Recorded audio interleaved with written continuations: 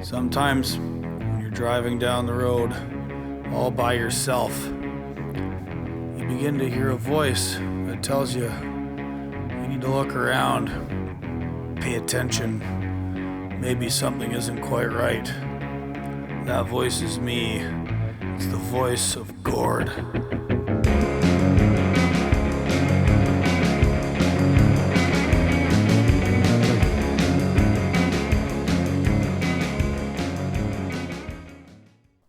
G'day everybody, welcome back to Voice of Gord. Today is Friday, January 26th, 2024, and what a week it's been. Some of you would have noticed that I was on Tucker Carlson's show. Hey, why not take opportunities when you can get them? Mr. Carlson had seen my work investigating the issues with Canada's political prisoners, Justin Trudeau's political prisoners, the Coutts Four, and wanted to have me on to discuss it because, you know, the Canadian media, lying shitbags that every single one of them aren't telling the truth about that case and are burying it.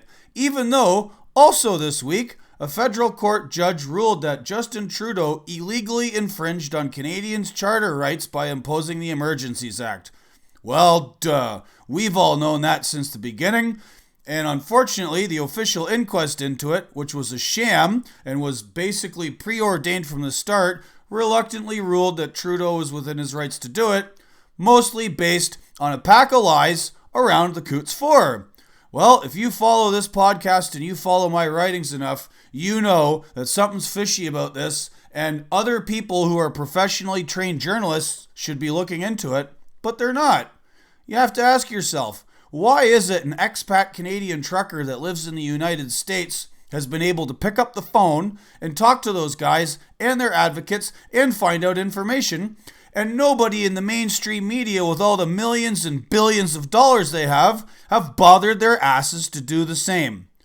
Well, thank God for guys like Tucker who understand what time it is and gracefully gave me his platform. And I don't give a flying fuck what any of you think about Tucker Carlson. If you can't see that there's a problem here and that he was helping me talk about it and that we need to get these four guys out of jail, and all you can think about is the hate that you've been programmed to feel about the man by lying bullshit artists in the media, that's your fucking problem, and I'm not even going to speak to you about it if that's how you will want to approach it. Pardon all that. In commemoration of the second anniversary of the Freedom Convoy, I'm bringing you a series of podcasts interviewing people who were involved. This first one is with a trucker from Southern Ontario named Harold Jonker, who's the manager at his family's small trucking company in Smithville, Ontario. Harold and a bunch of his boys went to Ottawa, peacefully engaged in protest, had a great time, a life-changing experience, and then they went home. 10 months later, the Crown comes after Harold Jonker, not because he did anything wrong, but because Harold Jonker appeared in a documentary film about the Freedom Convoy, and because their vindictive bastards came after him and charged him with a bunch of stuff after the fact. 10 months later. Man, those must have been some serious crimes if it took them 10 months to come after the guy, eh? Anyways, Mr. Jonker gracefully joins the show to tell us his life story, how he got involved with the convoy, and what he saw there. All right, and while we're here, I want you guys to go through the show notes. I've set up a new Give, Send, Go account to help the Coutts Four. It's called Trudeau's Political Prisoners. It's really easy to look up, and I'm going to have links for it in the notes. There's a fella in Jason who's a friend of Freedom George, also a participant in the convoy, who's set up a new information sharing website simply called Coutts4.ca, Coutts4.ca. You can find all kinds of information there, including in the events page, because there's going to be a fundraiser where Tamara Lich is going to come and play music not too far away from where Harold lives in Southern Ontario here in February. I'll include an image of that in my Substack, and I'll, again, go to Coutts4.ca to look that stuff up. Go to Give, Send, Go, Trudeau's Political Prisoners. If you got a couple extra bucks to spare, these guys are being railroaded by the worst ruling class in human history, the worst prime minister in Canada ever, and they need all of your help. 4 innocent men have been in jail for 2 years. You guys, we really need all hands on deck to help get these guys in. Anything you can do to help spread the word about it. I tried resuscitating an old Twitter account. Let's see how long until leftoid assholes get me banned again. At Gord McGill. Do what you can to help me out there. And again, please spread this show around. Go to my Substack, autonomoustruckers.substack.com. Check out all the interviews I've done with people involved with the Coutts Four. Margaret McKay, Nikki Tom, Jacqueline Martin. Check out all the writing I've done on it. And then ask yourself, why is it that the mainstream media can't do something as simple as what I've done and ask themselves basic questions when you zoom out and place these arrests in the context of the political situation in Canada?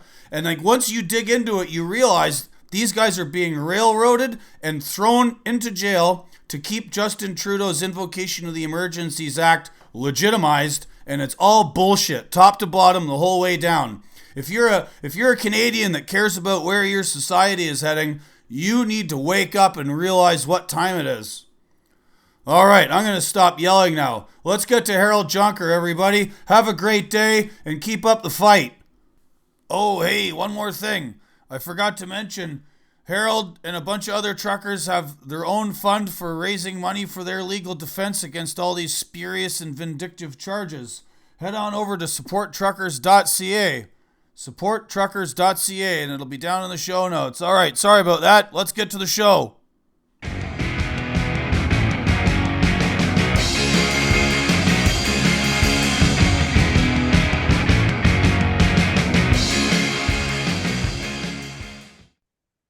All right, g'day everybody. Welcome to another episode of Voice of Gord. I'm Gord, and this is my voice. The other voice you're going to hear today, a very special guest, a man I look up to very highly, owns a trucking company in Southern Ontario, not too far from where I grew up. And you've probably heard his name if you're in Canada and you've paid attention to the Freedom Convoy. Can we please welcome to the show, Mr. Harold Jonker?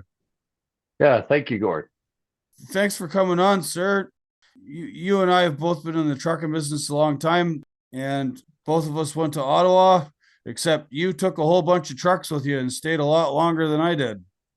Yeah, we had the pleasure, I guess, or the honor of being asked to get involved with the convoy early on, and I signed up as Niagara's captain. And yeah, we run a trucking company, and we run about 20 some trucks, and we had 12 of us go up to Ottawa with us, and we experienced something that has it's personally changed my life for the better. And I think for a lot of people it was an amazing 3 weeks of peaceful protesting and communicating with people, reaching out to people, and talking to people on the streets there has just opened our eyes up to a lot of suffering and sorrow that was going on. And yeah, it was something that was beautiful and amazing. And sadly, our government didn't want to let it be seen that way and did things to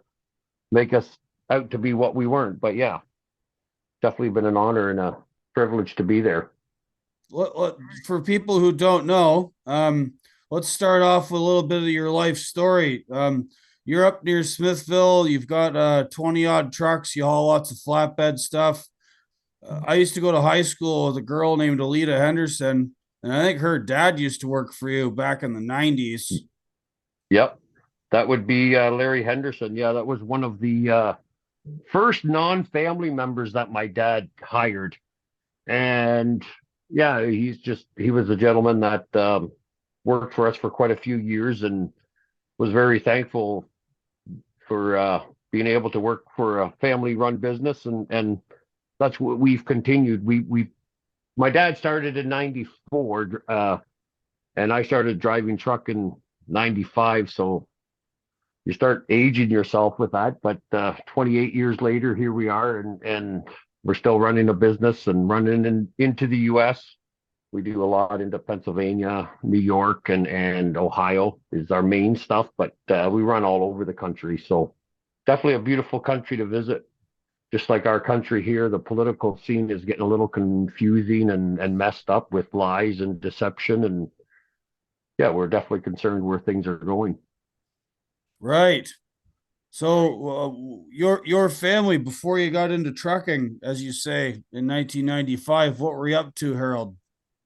Well, I was in construction and worked as on the farm wherever I could. I had two uncles that were dairy farmers, and I worked on farms part time here and there. But I was in construction, more utility work, and then got laid off. And my dad had started up his business, just one truck, and he said to me, "Well, you're laid off. Why don't you go get your license?" And I started driving with them when I was 22. So the government, I was on unemployment, so I was able to get some training through the government, a government program, and I haven't stopped working since. So a lot of miles behind me, and the Lord willing, a lot of miles ahead of us yet. So I still love the road. It's way better than sitting in the office. I can tell you that. So Right. Yeah, no, I agree. I was trucking here until about July. I was hauling logs around upstate New York, and yeah, the sort of market dried up. But I grew up not too far from you. You're in Smithville. I grew up in Beamsville, and I worked for the paddocks there in Stony Creek, is where I got my start when I was a teenager. Learned the business the old-fashioned way, washing trucks, helping the mechanics, greasing trailers, working with the local guys, chaining and tarping loads, doing all that fun stuff at night and on the weekends. And I got my Class A as soon as I turned 18, and I've been on the road basically ever since myself. So, yeah, yeah, um, and once you have that road experience, you kind of have an itch all the time, eh? It's just one of those things that you love traveling the roads. And the neat thing about trucking is you get to meet a lot of interesting people.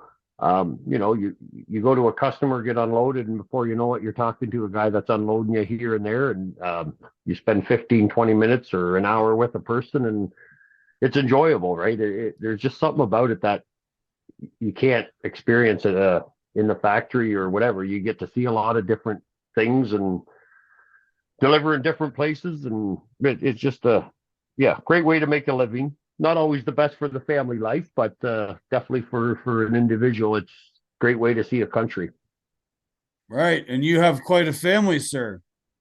Yes, yeah. My wife and I have been married 26 years. We've been blessed with 24, 25, yeah, 26 years of marriage, and we've been blessed with 13 children. I come from a large family, Dutch background, so I always was worried I was going to have more girls than boys, but no, the Lord blessed me with 10 boys, 3 girls. So it's just, it's a blessing. It's amazing. Right. And you're a man of faith, sir. What church do you go to?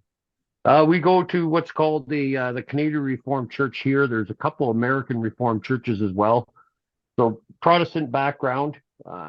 It's a federation basically across the country here from BC, Alberta, Manitoba, and Ontario is mostly where the most of the churches are. And yeah, I've been I'm very thankful that I was born and raised in a Christian family, and that the God still has me in His hands, and that's one thing that it's a blessing, and it's a great comfort, right? That no matter where things are going in this world, we know there's a purpose for it. There's a reason for it. We might not always understand, but our Heavenly Father has a plan, and He's in control. I sometimes wonder, maybe he spared the rod a little too much with our prime minister. You know what I'm saying? Yeah, well, I think his father did spare the rod, that's for sure. I could say that, I imagine. Yeah, it's definitely yeah, it's frustrating to see, right? When your country's being run by a drama teacher, you kind of know that you're going to be in trouble. But yeah, he's definitely being controlled or influenced by the wrong things in this world, and has yeah, I believe he thinks he's Roman Catholic, but obviously he doesn't. He isn't. Otherwise, we'd have a different country here than what we have. Yeah, that would be a significant upgrade if you actually stuck to any particular faith system. Yes. Yeah. So Harold, tell us. Everybody in Canada had a hard time under the COVID regime. Maybe a little less so here in the States. I married an American lady. Thank the Lord. I've been living down here since 2016, and two beautiful children. And um, I haven't really. I mean, I go home often to visit. My dad still lives in Stony Creek. My sister's in Grimsby. I go home frequently, but things certainly went south under the COVID regime. And man, was it ever different coming into Canada from the US? Yeah. Yeah. And I experienced that as well. Like I'm blessed with a big family here, so it was kind of funny. We would joke around a little bit. I'd call a friend of mine saying, "Okay, guys, I might need to have somebody come pick up some of my kids because we're over 10 here in our house, so we're breaking the COVID restrictions. We're not allowed to have any more than 10 people gathered." So, and that was we were kind of joking at the same time. I was able to experience the fact that you watch what your family's doing. Sure, we're in a lockdown, but I got a little soccer field here with a soccer net. The kids are out playing. They're still able to play soccer with their siblings, and it every time I'd watch them, I'd go, I could not imagine not being able to do this. And people in this country can't do this. They don't have enough children per se, or they're in an apartment. And it just really struck me that what's going on around me is not healthy for our society, and in so many different ways. It's an almost you kind of look back and you go, oh yeah, they tried to do this. Oh yes, they tried to do that. So Oh, we dude, have yeah, in my right. town. So I live in Ithaca, New York, and Oh yep, down on uh, 86 and the 13, isn't it? yeah, Yeah. in between Horseheads and Cortland on 13, Yep. right? This is a college town. There's a big university here, Cornell. Yep. Place, leans fairly progressive Democrats, whatever you want to call them. And Yep. the mayor of Ithaca, I'll try not to use offensive verbiage to describe what I think of his decisions, but like they closed off the skate parks, the facilities for kids. They like wrapped off the basketball courts, and like that's what people needed, was to be outside and getting Yep. exercise. And they went all in on the fear here, eh? Yeah.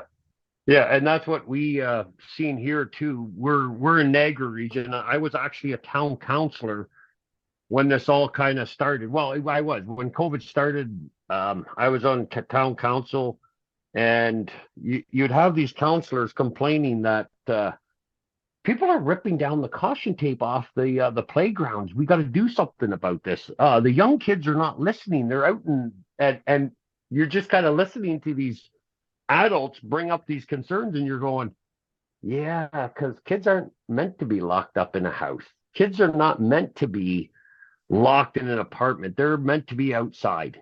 They need to be outside, and we should be listening to these kids, right? So the mayor and I were the only two and of seven that were kind of going, yeah, this isn't right. We need to, speak out against the government of Ontario. Like, and that's the thing. Like people here in Canada, you have a two-party system there. Basically, we have a bunch of different parties, but there's basically the two parties: the Liberals and the Conservatives, and the NDP like to think they're the big boys too, but they basically kind of always come in third and whatever. But the It's Curly, Larry, and Mo, and yeah, nobody can figure out which one's more fucking retarded. yeah. Well, and that's the thing. Like we have a conservative leader here, and Doug Ford, and he actually had the tenacity to say at one time, we're going to be the most locked down jurisdiction in the world. The police are going to pull you over if you are traveling to check to make sure it's essential what you're doing. So stay at home, folks. And thankfully, the police regions all told them right away, no, we're not doing that for you. We're like the Niagara region, Durham region, all the regional police chiefs and stuff said, no, we're not doing this. So Doug Ford, sorry. And he backed down from it. So, and then even as a counselor, I'm getting phone calls from employees saying, I don't want to get vaccinated, but I don't want to lose my job. What can you do for me? Can you stop this? And it really struck you that this is really hurting people more than it's helping people. And that's what our society forgot to do, was actually discern what's going on and challenge the government and say, no, we're not going to do this. They just, and still to this day, there's people that say, well, the government was just doing the best they could. Well, No, they yeah, weren't. That's they, cope. That's yeah, pure they, copium. yeah, they were just passing off the buck. Nobody was willing to stand up and say, this is not adding up. And any leader that did stand up and say this is not right was shut down pretty hard and pretty quick. So Right. Well, speaking of leaders getting shut down, so you're working in local government in some capacity, and you yep, are hearing about all of these problems and adversity and troubles that people are having. And if I recall correctly, like I used to read the papers back home or online, I guess, and your name kept popping up like right from the start as being one of the very few politicians in Ontario, I mean, local as you were, um, saying, something isn't right here. And you were given a lot of crap, like even before the Freedom Convoy came to town. yeah, I was not given as much crap as some other ones. So there was the mayor here in West Lincoln, Dave Bilsma. He because he's the mayor, he was actually on what is called our emergency operations center. Okay, so this, if there's an emergency, there's a protocol and what happens and who gets there, and we set up a center to deal with this emergency.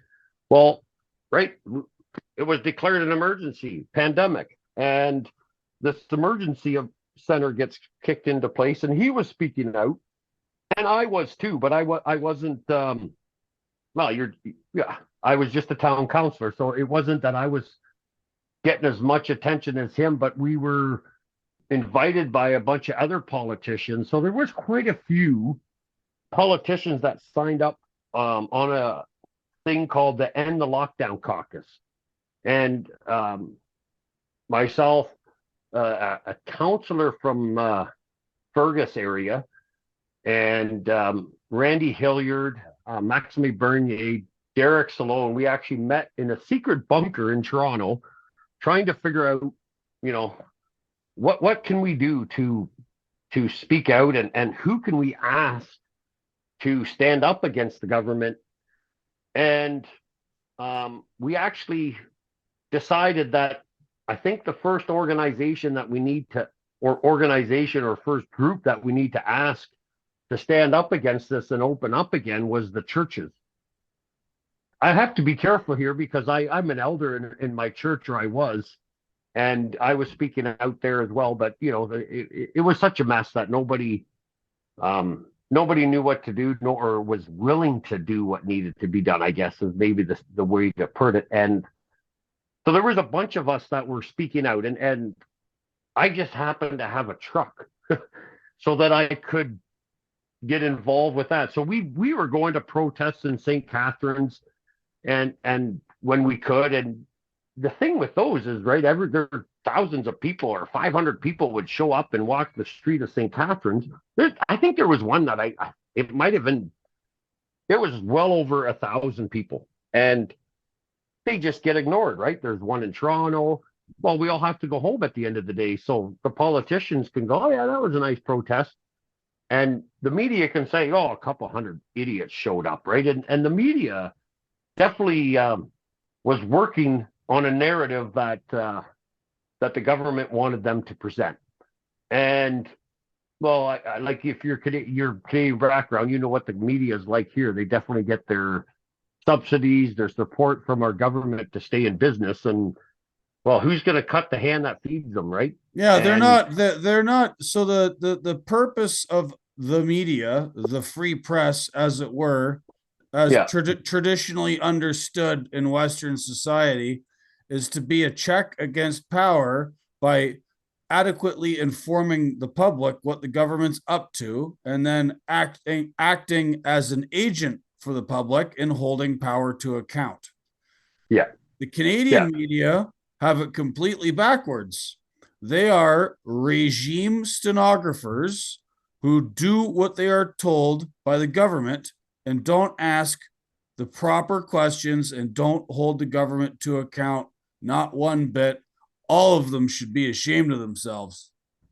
yeah, yeah. And that's what it is. So there's been a lot of like I think the thing to take from COVID is the fact that it woke up a lot of people to the fact that our government system's broken, our media system's broken, and sadly, in a sense, our church system kind of failed as well. And what I mean by that is, you know, as leaders of a church, we're supposed to be shepherds, right? Taking care of the flock. So everybody has to discern. Everybody needs to be reading information and seeing what's going on out there and encouraging those that they're supposed to take care of that, hey, this is what we see what's going on.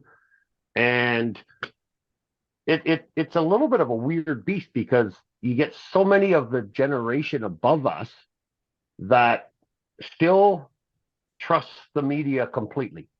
And I still see that today. I have older people in our church federation that just don't understand how a Christian could go to Ottawa and protest the way that we did. And it's like, well, obviously then you did not get the true story and you're not asking for the true story. You're just watching what the media was portraying and you're accepting that as fact. And we need to stop doing that. Yeah, Right. I And refer to those folks as CBC Canadians. Just yeah, yeah, the mother corporation that's always been there, it's yeah, always right, and just go along to get along and do what you're told.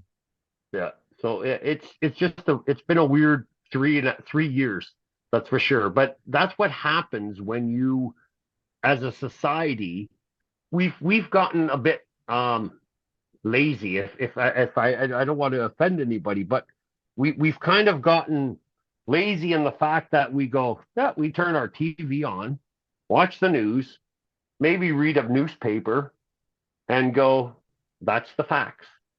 And oh, what's his name? He was the leader of Preston Manning. He was the leader of the Reform Party back in the day. And when he retired, I'll never forget him in an interview, being interviewed by I don't think it was a CBC top reporter, but like one of our high top end main reporters, right? And he actually made the point to her that said that, you know, you as media or as reporters love asking the politicians what's our bias, right? And but you yourselves claim to be unbiased, but yet you're not. Because at the end of the day, nobody is unbiased. We are all biased by what is around us, what we believe in, and that's our bias. And that's what the media loves to say. Well, we're not biased. We report things in an unbiased fact. And I know for a fact that they don't because I've run for the Christian Heritage Party here federally 4 times, and we actually get training on how to deal with the media because we know that they're willing to twist our words. So that background already made you as a person realize that, hey, you can't always trust the media. No, hell And no. and now that really came out in the well, it's actually in the whole abortion issue, the transgender mess we're living in, and this COVID mess. It's really amplified now. And I think people are waking up. and starting to realize that, yeah, something doesn't add up here. And that's where we as Christians need to step up, as well as any good American or Canadian that cares for their neighbors should do. Like, we need to be better connected with our neighbors instead of just watching TV or having our kids play video games. We need to, you know who our neighbors are, understand them, and have a relationship with them. And that's kind of been broken, right? Oh, Like, you dude. look. So one of the things that happened under COVID was the government like poured acid on all of these familial and community social bonds that take, Yep. you know, years and decades to develop. And you're Yep. right, like we're not just supposed to be sit around and be passive observers of what's going on around us. We're supposed to take part in it. We're supposed to have community. We're supposed to talk to people. And COVID basically shut all that off and made Yep. everybody afraid, you know? Yep. Yep. So Yeah. you see all this stuff happening. You're working as a town councilor. You have all this experience running federally for the CHP. You see what's going around. How was it that you were invited to take part in the convoy? I do have to be careful what I do say, because I am under well, I got two lawsuits against, well, I got a lawsuit against me, and I am charged criminally. But yeah, what basically happened is, as partners, like, I'm blessed with a brother and a brother-in-law who we work together as business partners, and we get along great. We fortunately, or thankfully, we seen what was going on all in the same light of, hey, something's not quite adding up. And we were all actually serving elders in different churches of the Canadian Reformed Church, and we were discussing things all the time. And there was times where I'd be saying, "Hey guys, we do need to work. We can't just be discussing what's going on in the churches. We got to get to work and get some work done. But at the same time, it's important." So I remember at one time we go, "Yeah, what can we do? Right? Like, this is affecting people so horrendously that, what can we do as a business people, or as truck? It wasn't even as truck drivers. We were just always, so we were going to protest. I was part of the End the Lockdown caucus, and I don't remember which one of us. I know it wasn't me. It was either my brother or my brother-in-law that found a TikTok or something on the internet about this convoy that was going to start. I ended up making the phone call to a Bridget Beltran to see kind of what they were thinking of doing, and yeah, had a conversation with her, and I said, okay, we're definitely interested, but I do want to talk to somebody else. And then I talked to James Bowder, and when I finished talking to him, it's like, yeah, I called Bridget back and I said, yes, put me up as Niagara's captain. And the only reason why I ended up being captain versus my brother or my brother-in-law is my job is, as president of Jonker Trucking, I don't dispatch. I don't sit at a desk. My brother-in-law does the desk work. My brother does the dispatching. So I'm the guy that, gets parts for the guys when they come into the yard, or I go do a truck run, or I work in the shop, or I do some office work. So I got flexibility. And so that's why I ended up being Niagara's captain. And it actually blew me away the first week and a half before we even left. How many people were calling, expressing their excitement in the fact that there's finally something that's going to give them hope. And when you look back, you just kind of like, wow, this is pretty sad that it's the truck drivers that are giving people hope, right? And that's what bothers me. It's not that truck drivers don't, we're a great bunch of people. We are hardworking men. That's why we drive truck, but we're independent thinkers in a sense. That's why a lot of us love driving truck, right? We don't have somebody breathing over our shoulder 24/7, even though we all have to run with e-logs now. But so yeah, it's just a different mindset of people that are doing this, right? And we just like, yeah, this is not right. We care about the people that we haul to. We meet a lot of people, and we care about our community, and we care about our country, and this is not good.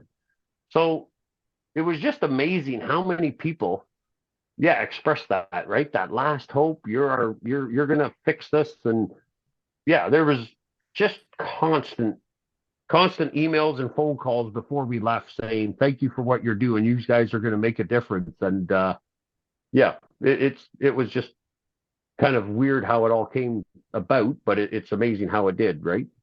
Yeah, I remember I drove to Ottawa to express solidarity with you guys and all of my fellow truckers and Canadians, and I was out on a overpass near Almonte Carp area west of Ottawa, and with some of my friends, and we welcomed the Western Convoy into town when it showed up on that Saturday, Yeah, and literally thousands of people on one single overpass, and I have to imagine it was like that on every other one all the rest of the way into town. And I was just floored, and it struck me immediately that this is not even about the truckers. This is about no, a rift and a deep pain in Canadian society that yeah, needed to be addressed. And it yeah, was the truckers that were addressing it, and everyone was full of joy and happiness on that day, like I have never experienced in my entire life. yeah. No, it was amazing. Like we left Fort Erie 7:30. No, was it 6:30? I think I got in there. I think we were supposed to leave at 6:30. I can't remember the date. I'd have to look it up, but um, I remember taking phone calls from these ladies that wanted to serve us coffee and get us a breakfast in the morning on the before we left. And well, how many people do you think are coming? And I'm like, I don't know. I'm getting phone calls, but I don't know exactly how many people. Um, well, do you think it's 50? I'm like, yeah, I think you better count on more than 50. Do you think it's going to be 100? I don't know. And you actually nailed it when you said it wasn't just the truck drivers. When we pulled into the truck stop in Fort Erie, and then the next one was at the Husky in St. Catharines, when we pulled into there even too, the amount of cars that were there with flags on already, and you're just like, okay, I don't even know how many trucks are here, let alone how many cars are going to follow us. And that's what I think fooled the politicians and the police when we started showing up. It wasn't. It's like, no, this isn't just truck drivers. And I missed, like, we came in a day earlier and got all parked by the where the police told us to park, and then moved to a camp. Some of us later and whatever. But to see the amount of people on the bridges was just like, I I just remember leaving the Husky, coming underneath, and then looking up and going, "Hokey, that's a lot of people on that bridge." And then I still love seeing I can still see these hockey sticks with the flags tied to it. That's like, oh, this is so Canadian. Minus 12, minus whatever it was that day, and they're out there on a bridge with nothing to protect them from the wind. And just when I came underneath that bridge, I was driving a cab over, and I just remember I gave them the thumbs up, and the bridge erupted.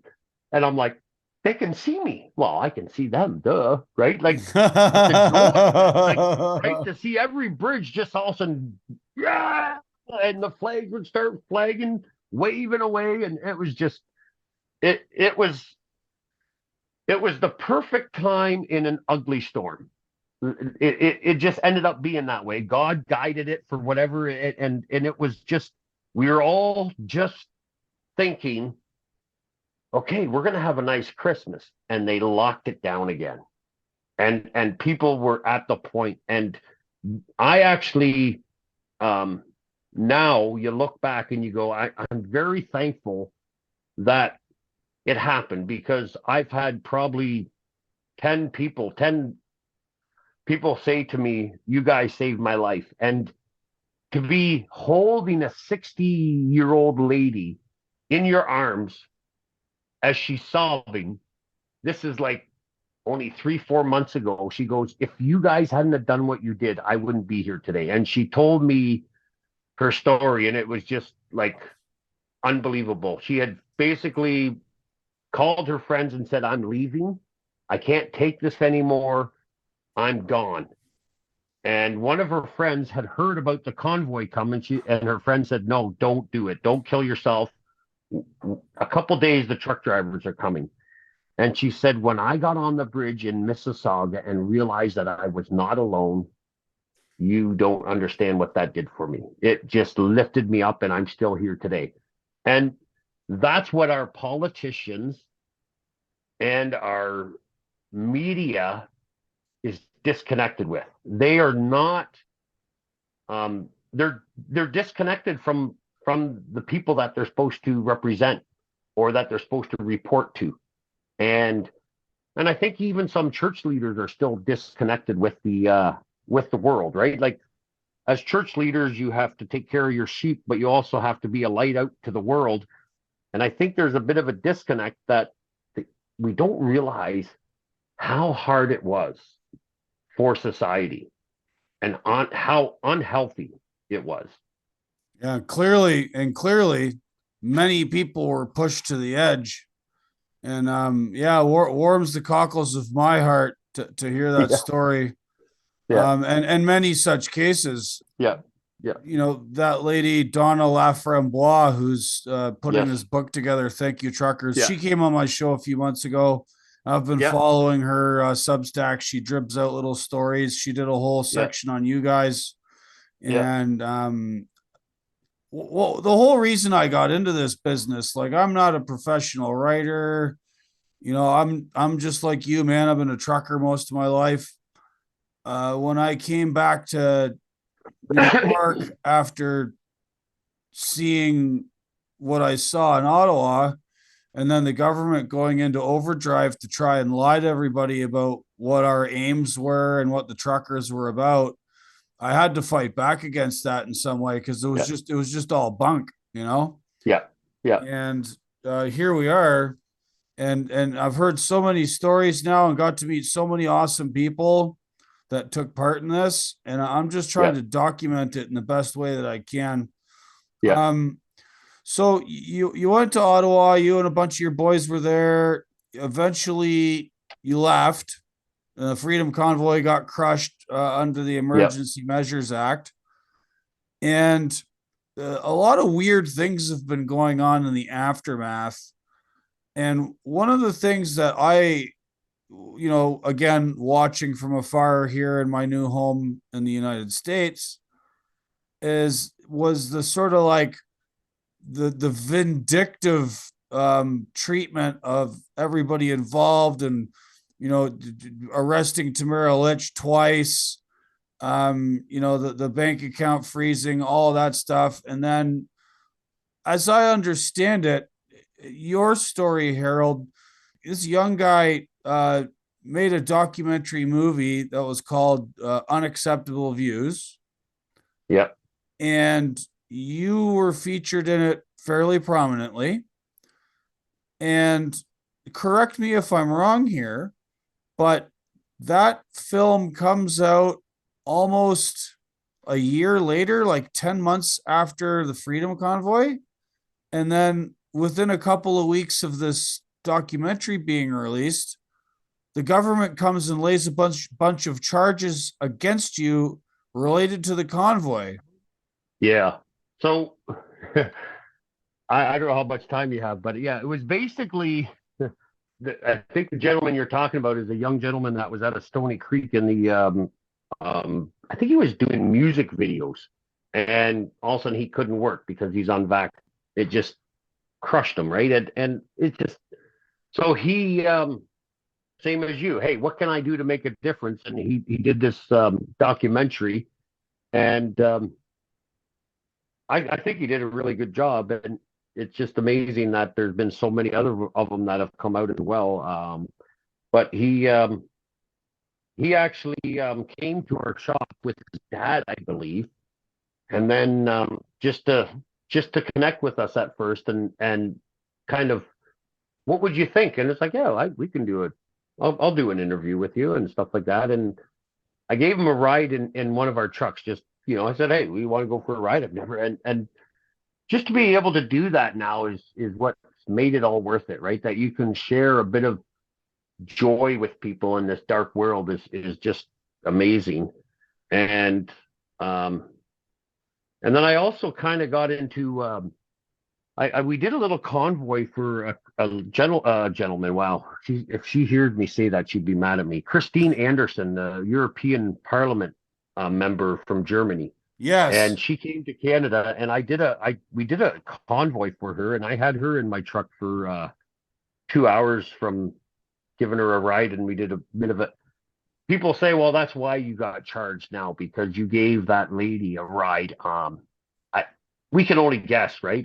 That's one thing that the lawyers Well, wondering himself, right? But the point is that whether it was because you appeared in that documentary, which was extremely sympathetic, and I think caught the emotional outpouring that people experienced during the convoy, that film caught it quite well. So whether it was that your appearance in yeah, that film or your giving Ms. Anderson a ride, either way, the fact that they came at you with these charges yeah, after the fact is to punish you. It's not because you did anything wrong, yeah, right? Like this, yeah, I refer to Justin Trudeau and his administration as venal and vindictive. That's like my favorite way to describe them. And every time I meet someone or hear some story about someone being punished by the state, like that's what I come back to because that's all it is. They're just being vindictive. yeah, yeah. That's right.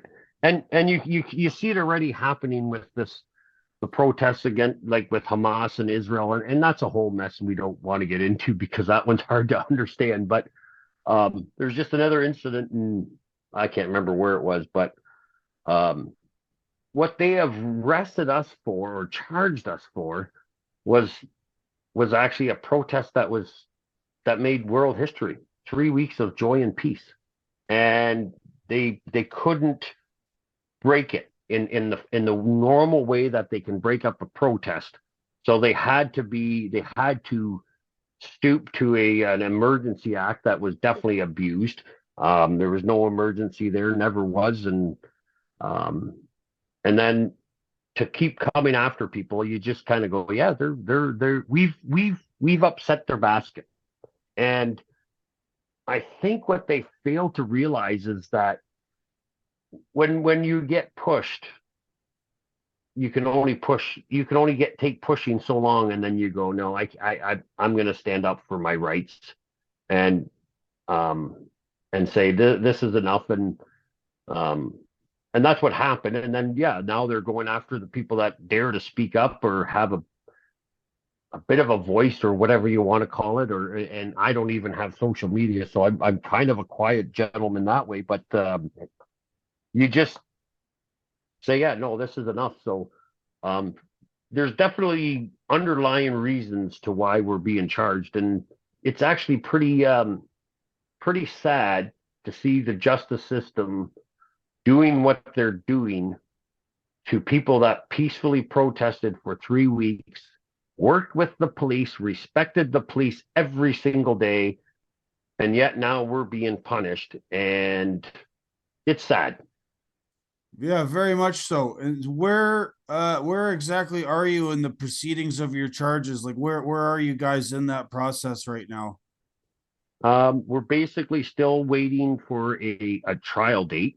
My lawyer's telling me, well, the lawyer told me right away, don't expect anything till fall or winter of 2024.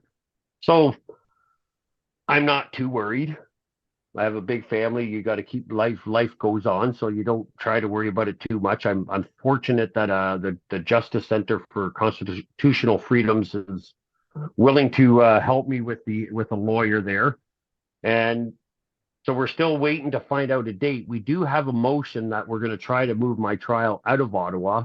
That's going to happen on January 2nd. So that's coming up pretty soon. And then from there, we'll find out if it gets moved, when that court area can make room for a case, or if it's still going to be in Ottawa. So, but you're watching what's going on in Ottawa, and I know with the other case that's going on right now with Chris Barber and Tamara Lich, they're running out of courtroom. They're running out of court time constantly, and yet they have bigger problems like murders and rapists and all kinds of stuff that's going on, and that's kind of being pushed aside so that the court cases, the courts aren't being tied up, and yet they're still pushing for this stuff. So that's concerning. The Right. fact that I'm Well, charged, yeah. I mean, yeah, so what the, exactly did they charge you with mischief as well? yeah, I've been charged with 4 counts. So mischief, and I think and I should have written it down or kept it in front of me. Mischief, intimidation, and then 2 counts of counseling an uncommitted indictable offense. And Counseling an uncommitted indictable offense. offense. What So is yeah, the that's like me. what is the indictable offense that you counseled somebody to commit that they didn't? Mischief. The 2 other charges that I've been charged with. So I told people to be mischievous and intimidate people.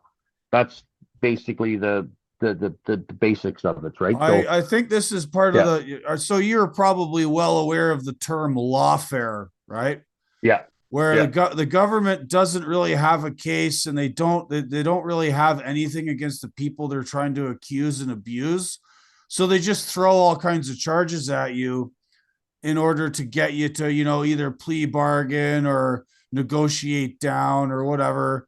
A lot of people like to say that, Canada is importing Trumpism or whatever populist politics. But the thing that Canada has imported from the United States is this practice of lawfare, where yeah, the government just punishes people using the legal system because yeah, they actually can't get away legally with charging with the people with anything because there's no evidence for it. yeah. And they can just they use our own money against us, right? Yeah, no, It's because it's yeah, yeah, the yeah, government has deep pockets. They have yeah, the ability to tax you, and they know that you have limited funds and that they can just drag it out for as long as they want and keep throwing money at it, no matter how ridiculous it is. And I mean, I use the term Kafkaesque a lot. The early 20th century Czech writer Franz Kafka famously wrote this book called The Trial, and it's about this guy who's hauled into court. He has no idea what he's been charged with or why. The government's not forthcoming with any details, and he starts going a little bit crazy, you know, and that's exactly like it's kind of what's going on with everybody involved with the Freedom Convoy. They're just throwing yeah. charges at you, and there's just nothing. There's just no substance to the cases, and it's pure vindictive baloney. And that's where it's a little bit sad that these judges aren't going, yeah, wait a minute. We have more important things to tie our courts up with. Let's move this case out of here. This doesn't belong here, right? So, Well, the um, judiciary in Canada. So the issue yeah, is that oh yeah, most of the judges in Canada are appointed. yeah, Most of them have been appointed by the Liberal Party just because the Liberal Party's been around forever and they sort of usually run the show. And the culture of the legal system is such that, like, a lot of lawyers end up in government. A lot of lawyers want to become judges. And in order to advance your career, you sort of have to play ball politically, right? yeah, yeah, So, there's a lot of lawyers that don't want to, help you guys. I write frequently on these 4 gentlemen being held prisoner in Alberta, collectively known as the Coutts Four. They have yeah, now spent nearly $1 million and gone through 12 lawyers and gone nowhere, right? yeah, And they were denied yeah, bail by a lawyer in Alberta, appointed by the Liberals. And the lawyer herself or the judge herself, I should say, is a donor to the Liberal Party. yeah. So like it's corrupt as hell, and the judicial system has its own incentives that are not actually for delivering justice. Yeah, it's they have a system set up pretty well. And like you said earlier, so many of them are lawyers that are politicians that it's you sometimes wonder, wow, they do know how to work together, don't they? Yeah, work together for their benefit and not ours. Yeah, that's right. Right. So you have these charges pending, and you no idea when you're gonna get a court date. Um, what else is happening in your world, Mr. Jonker, as far as this the echoes of the Freedom Convoy go? Well, before I got charged, I was actually added to the big lawsuit, and Jonker Trucking was as well. So that's another case that's going on. And then I do have a judicial review against the township here because when I came back from Ottawa, the township um, docked me a month of pay, and because I according to them I broke the code of conduct of a politician and participated in what was deemed an unlawful protest, and they blatantly just ignored how the system works up here. Every township has to have a integrity commissioner on call.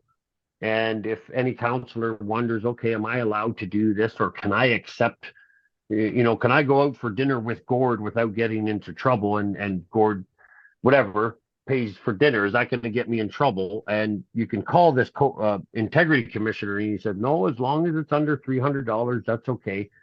So somebody filed a complaint against me with the township integrity commissioner, and the integrity commissioner, who's a lawyer, um, investigates what I did and can decide um, that I need to be reprimanded. I need to, and then they recommend a month's pay, or they recommend that I have to do this or that. So I'm dealing with that as well with the lawyer. And there's a lot of counselors up in Canada that are being um, silenced that way, right? Um, that if you question anything with the transgender mess, um, you're going to get a code of conduct filed against you, and you better be quiet. If you, as a school trustee, speak out against what's happening in the schools with teachers teaching kids that the whole transgender thing is okay, then, and if you speak out against that, so I got a judicial review to, and hopefully that goes before a judge, and the judge will say, yeah, there's something wrong with this code of conduct. This is not right. Um, so you're kind of dealing with that. Those things, they're just ongoing cases, and who knows when they're going to be before a judge, but we're waiting on them as well. And then other than that, life has been good. I've been busy working, um, busy trying to raise funds here and there as well with events at our shop, with a bunch of ladies that have um, helped say, no, you need, we need to raise funds for you guys. So we're always trying to do events to raise funds and whatever. And I actually just registered with the national, I'm going to say this wrong, National Prayer World Prayer Network. They do a thing in Washington D.C., a gathering of prayer for repentance. I'm wondering if I can actually find that for a second. And I've been invited to come down to your country there to partake in that. So yeah, always keeping busy and trying to get the truth out. That other suit, the civil suit from these people in Ottawa, it's hilarious how they named you after the fact. What a coincidence.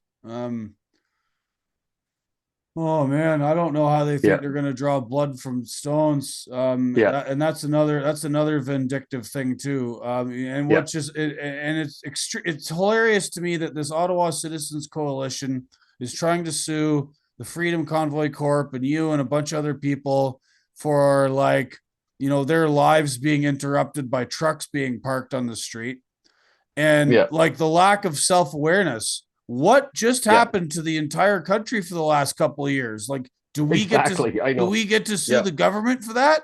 Like, Yeah. This lawyer guy organizing it, this Paul Yeah. Gump, whatever the hell his name is, doorknob idiot in Ottawa. Like, I mean, he's really taking the mech and having a go at reality itself. Yeah.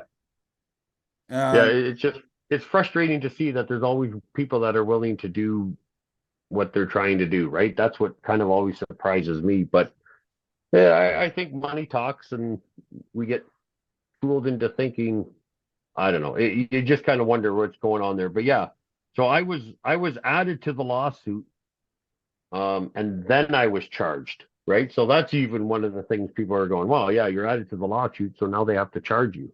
It's just kind of weird, right? So, but yeah, and then I run federally every time we have a federal election here, so I'll be running again if we have a federal election, and yeah, the Lord willing, I end up in as an MP in Ottawa, and I can speak in the House of Commons. But we've been trying to do that for the last four elections. Hasn't happened yet. are But you are is Smithville part of the same riding represented by Dean Allison? that's my MP. Yep, Has he been yep. helpful or supportive at all? He's been helpful. Yes, yeah. Because He's like I'm wholly, I have very, very little time for the Conservative Party of Canada. They're utterly useless, and the first three letters of conservative is con, and the Canadian Conservative Party are a bunch of con artists. I really, really don't like them. They were late to the party in supporting the Freedom Convoy, but like I am open to hearing that there's exceptions to my rule about what they're about. yeah, and Dean's one of those exceptions. I'll just put it to you that way. We actually we always enjoy running against each other, but yeah, he's a man of integrity and has been willing to speak a little bit, and I always wish he would speak more than he does, but yeah, everybody has their way of doing things, and he's definitely yeah, he's All right, definitely yeah, I have a favor to ask you then, Harold. yeah, Next time you're talking to Mr. Allison, yeah, let's test his integrity and maybe bring up this issue with the guys out in Alberta because in a modern Western democracy, we're not supposed to have political prisoners, and that's basically what's happened with these guys in Alberta, the Coutts Four, and basically radio silence about that at home from the media and from all the politicians. yeah, And I think that's a stain on Canada that's going to. I don't know if we'll ever be able to get that off ourselves. yeah, The treatment of these men. yeah, And if Mr. Allison is willing to stick his neck out and say something about it, then he'd go a long way towards redeeming his party. yeah, yeah. But you know what a politician always says, and I'm not saying Dean would say that. He goes, "Hey, but we can't stick our nose into the judicial system." Meanwhile, they appoint the lawyers, right, or the judges. So I don't know. It's just yeah, it's a weird beast in a lot of sense. Yeah, it sure is. All Yeah, right, Mr. Jonker, we've got 2024 coming up here soon. Christmas is coming. Maybe we should leave this on a positive note. Do you have anything to share with my listeners? Many of whom are in the United States. My show is syndicated in Australia. I got kind of listeners all over the place. Anything you want to say to folks? yeah. Looking forward to 2024. But the weird thing is, I was looking forward to 2020 for some reason, and that's when the COVID mess started. I'm a numbers guy. I was born on a 20th. I got married on a 20th. So I thought 2020 is going to be a special year. I did not expect it to be that special in the fact that it went into a spiral throughout the world of fear and confusion and lies and deception.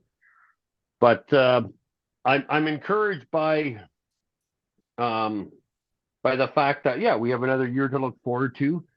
and another day and another opportunity to enjoy life here. But at the same time, we got to keep speaking out. We got to connect with our communities better and share, the joys that we have in this life with people that are still living in this kind of confused world.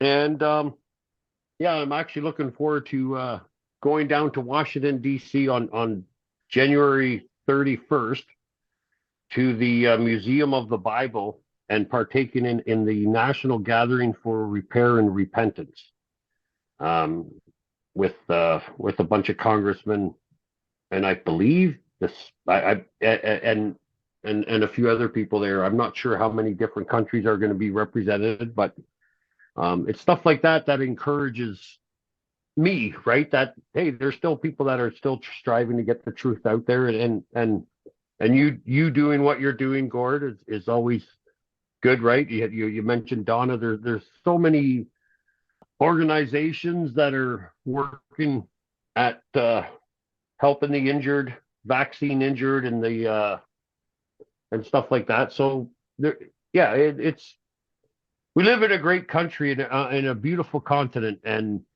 yeah, I'm looking forward to putting many more miles on the highways and the interstates of these two countries.